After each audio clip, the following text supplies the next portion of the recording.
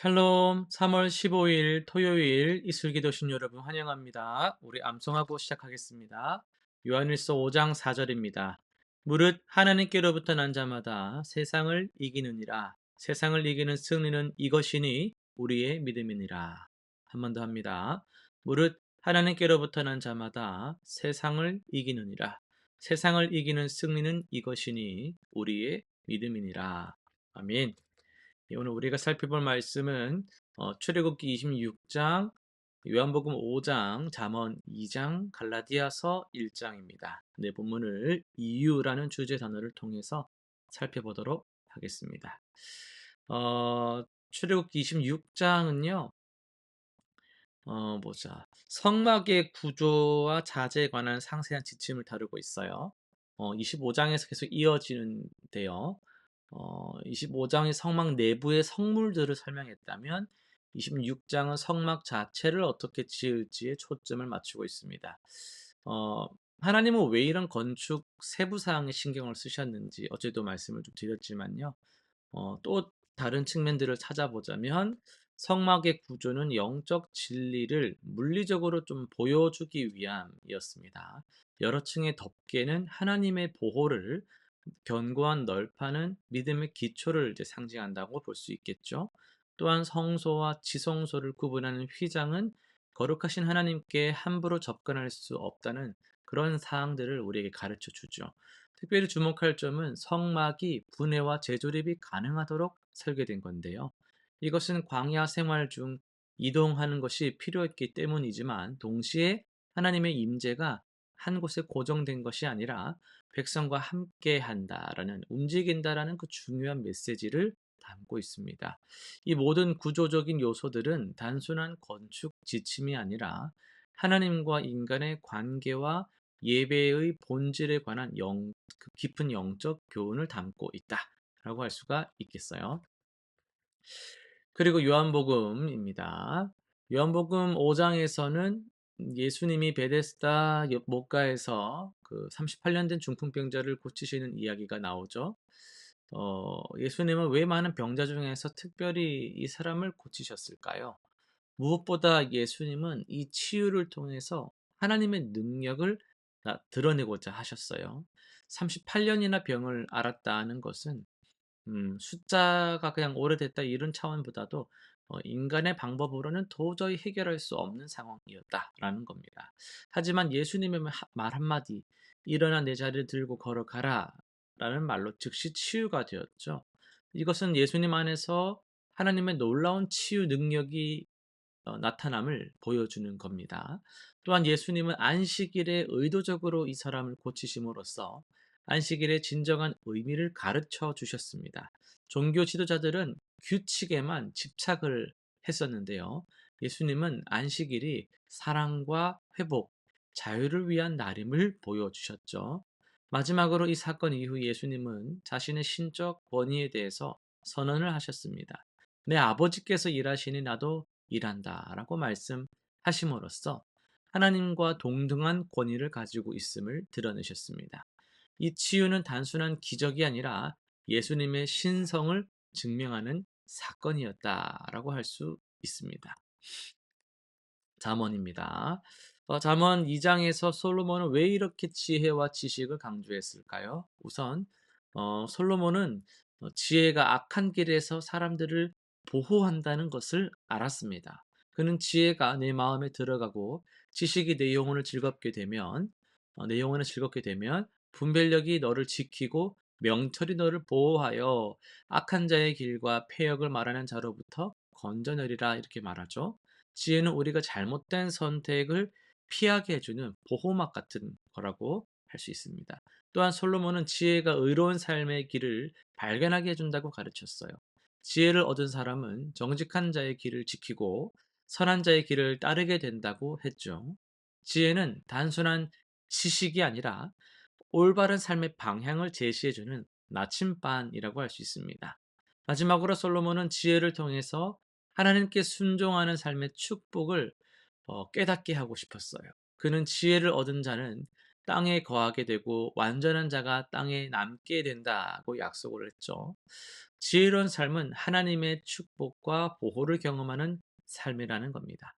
마지막으로 갈라디아서 넘어가겠습니다. 여기서 바울은 왜 이렇게 열정적으로 편지를 썼을까요? 무엇보다 바울은 갈라디아 교회의 복음의 그 순수성을 회복시키고 싶었기 때문입니다. 그는 말하기를 다른 복음은 없나니 다만 어떤 사람들이 너희를 교란하여 그리스도의 복음을 변하게 하려 한다고 말했죠. 갈라디아 성도들이 율법주의에 빠져서 은혜의 복음에서 벗어나고 있었기 때문에 바울은 원래의 그 순수한 복음으로 돌아오기를 간절히 바랐던 겁니다. 또한 바울은 거짓 가르침에서 성도들을 구원하고 싶었어요. 당시 어떤 사람들이 할례를 받아야 구원받을 수 있다고 가르치면서 성도들을 혼란스럽게 했죠.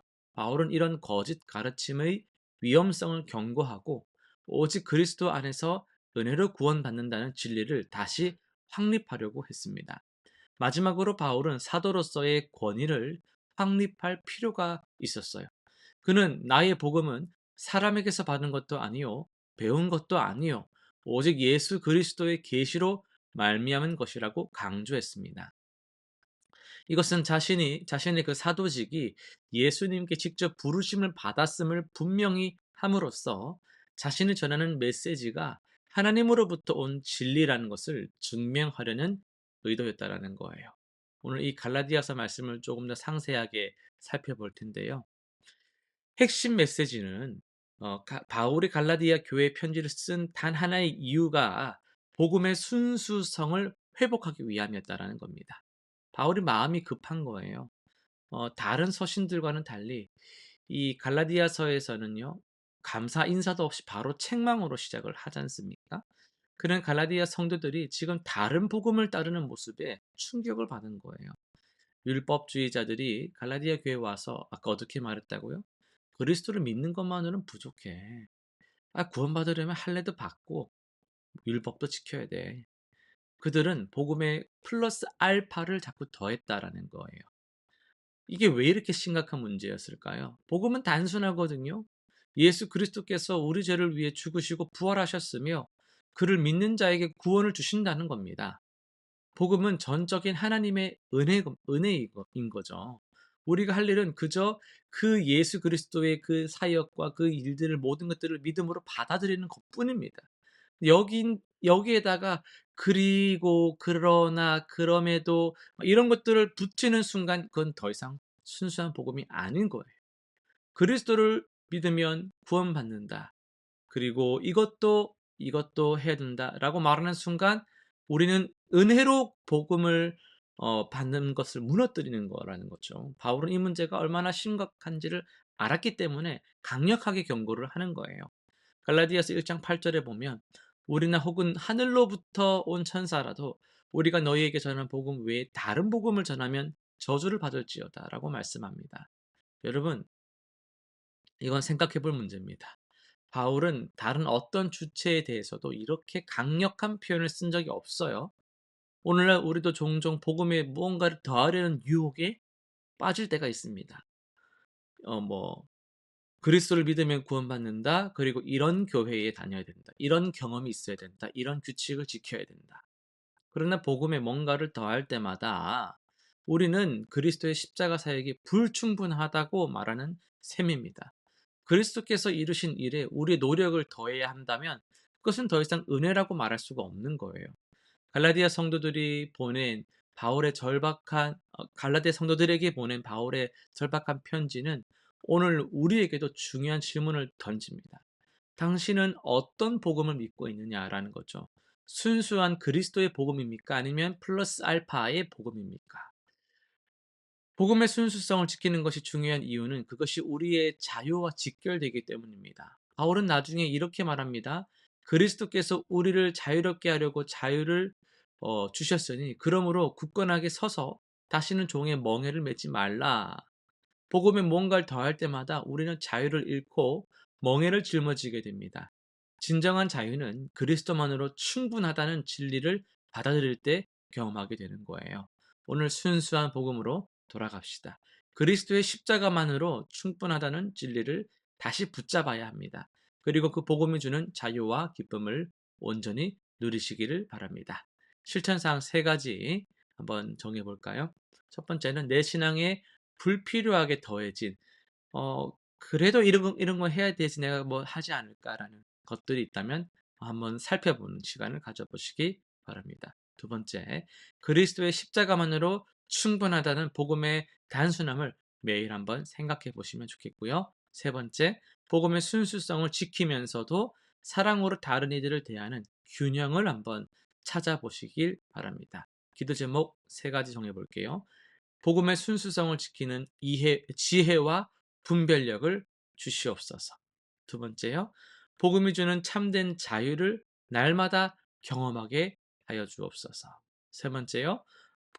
교회가 복음의 본질에서 벗어나지 않도록 우리 교회를 위하여서, 그리고 이 땅의 모든 교회를 위하여서 하나님 지켜 주옵소서. 이렇게 기도하는 모든 성도님 되시기를 간절히 바랍니다. 기도하고 마치겠습니다. 살아계신 하나님 아버지, 오늘도 우리가 하나님 말씀을 상고하며 복음의 그 순수성을 지키는 그런 우리가 되기를 간절히 기도합니다. 자꾸 이 시대 교회들이 복음 외에 다른 것들을 붙들면서 뭔가를 더 해야 한다라는 신앙적 의무감, 규칙들을 많이 만들어내는 것들을 우리가 보게 됩니다.